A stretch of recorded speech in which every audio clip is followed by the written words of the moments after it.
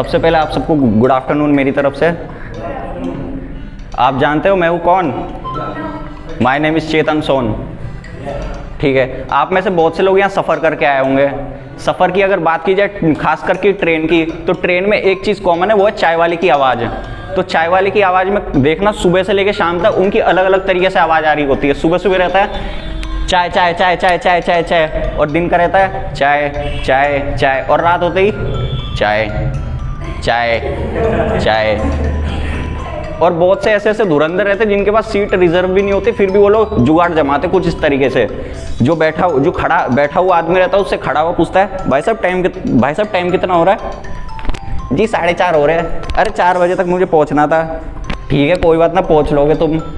खड़ा वाला बोलता है जी वैसे आप थे कहाँ से? थे जी असल में हम असम से है। वो खड़ा बंदा वहाँ से रहता भी नहीं है, फिर भी बोलता है जी अरे भाई हम भी असम से है। और सीट इतनी सी रहती है, फिर भी वो सीट ऐसे ऐसे करके लेता रहता धीरे धीरे करके। इतनी सी सीट रहती फिर भी कुछ इस तरीके से। और जैसी ट्रेन आगे चल के रुकती है, झटका पड़ता है, पूरी सीट ले लेता है वो। कुछ इस टाइप के जुगाड़बाज रहते हैं दुनिया में। और बहुत से आप में से बहुत से ऐसे जो स्कूल से आए हैं, स्कूल में भी पढ़े हुए हैं। तो स्कूल के टाइम पे मुझे याद है, जैसे जो बच्चे होते दूध घी वाले, वो सुबह उठते फ्रेश माइंड के स्कूल जाने के लिए। और जो मुझ जैसे होते करेले खाए हुए, वो उठते बराबर सीधा बोलते मेरे को नहीं जाना, मेरे को नहीं जाना।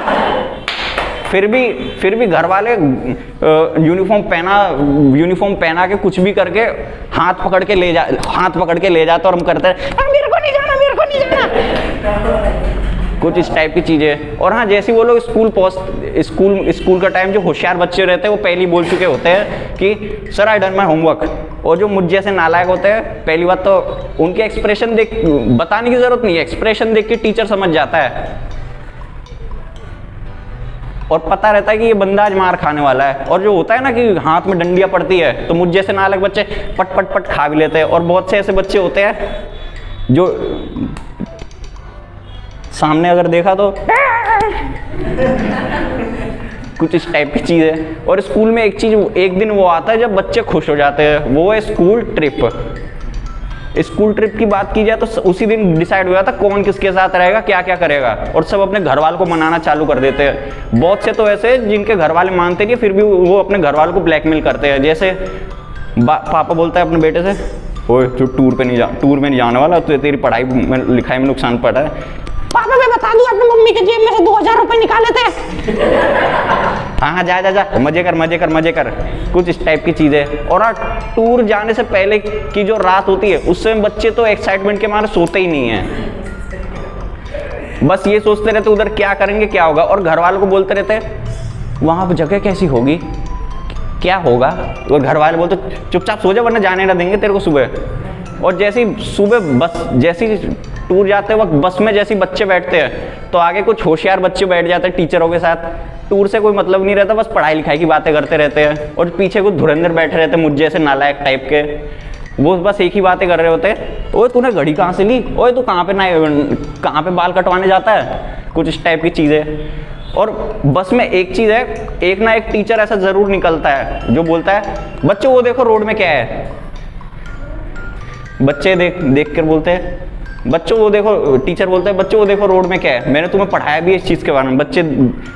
कुछ बच्चे होते सोचने लगते हैं हाँ यार ये है क्या चीज़ पढ़ाया। और जो मुझ जैसे नालायक होते हैं वो सोचते रहते हैं हम यार टूर पे आए या फिर तेरी लेक्चर अटेंड करने आए हैं।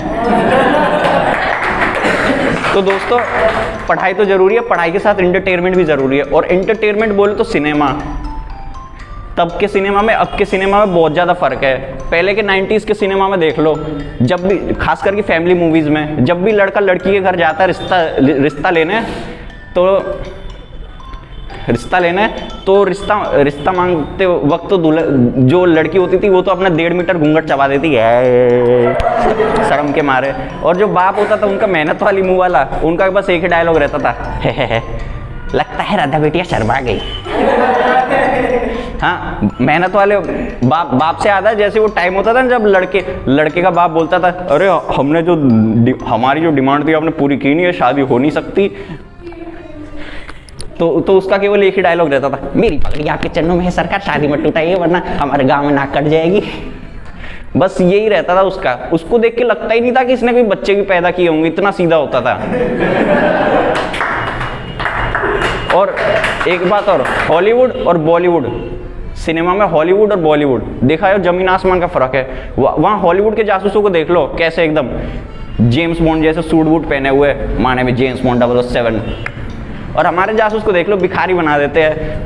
वो स्केटिंग नहीं रहता, लंगड़े लोग चला रहे होते हैं, नाम अब्दुल है मेरा, सबकी खबर रखता हूँ। ये क्या है, हाँ? उनके जासूस देख लो, जब भी एक्सीडेंट होता है वो एकदम बच जाता है, या हाउस लाइफ। और हमारे जासूस देखते हो, कोई गाड़ी टक्कर मार के निकल जाती है कुछ भी। और उनके जासूस देखो, उनके जासूस देख लो कैसे है, वो गुंडों के पीछे भाग रहे होते हैं, और हमारे जासूस खुद गुंडे उसके पीछे भाग रहे होते हैं। और वो भागता जाता उधर टेलीफोन या फिर कुछ भी मिलता है, खास करके इसके लिए रखा रहता है। वो पुलिस इंस्पेक्टर को फोन लगाता है, फोन लगा तो सीधी सीधी बात करना, उल्टी सीधी फेंक रहा होता है। हेलो पुलिस इंस्पेक्टर, आज मुझे उस गद्दार का नाम पता चल गया है जो शराफत की आड़ में देश को लूट रहा है और ड्रग्स का धंधा कर रहा है। हाँ बताओ कौन है? सर अगर मैं आपको बताऊंगा तो आप बहुत चक्का हो जाओगे, होश उड़ जाएंगे। बताओ। इससे पहले कि वो नाम बताता तब तक बुलेट या तो उसके माथे के आर पार हो चुका होता है या फिर गाड़ी ठोक के निकल जाती है। और हॉलीवुड की गन फाइट सीन देख लो कैसे है।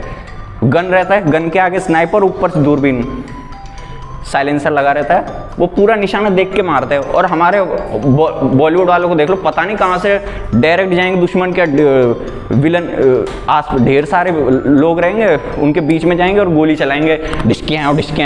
पहली बात तो 6 गोली वाली पिस्तौल, उसमें 25-30 तो यूँ चला देंगे। सबको मार रहा होता है, आसपास से गोली भी चल रही होती, लेकिन इसको एक भी नहीं लगता। क्यों? क्योंकि इनके पास माँ का आशीर्वाद होता है। और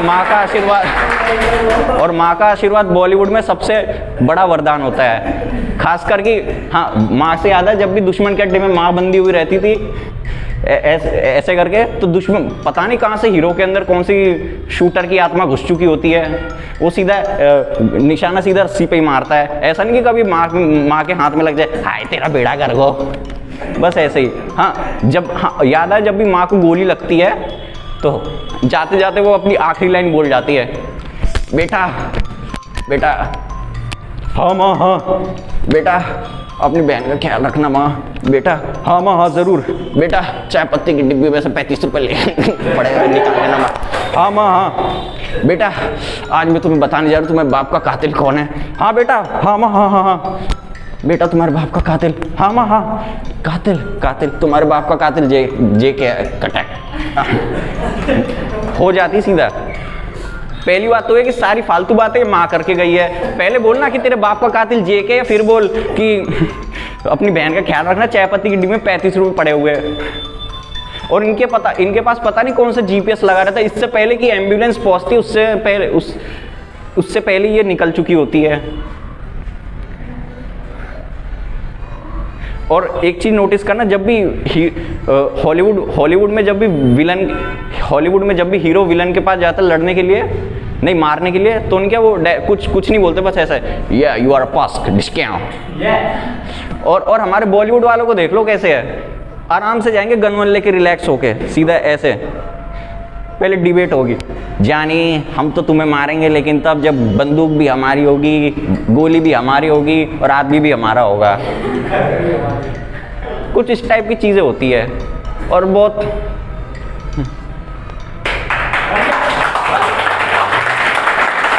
ठीक है दोस्तों, इतना ही तो बात अर्ज किया है। बात खास है तो दूर तलक जाएगी, ज़रूरत पड़ने पे तुमको मेरी याद आएगी।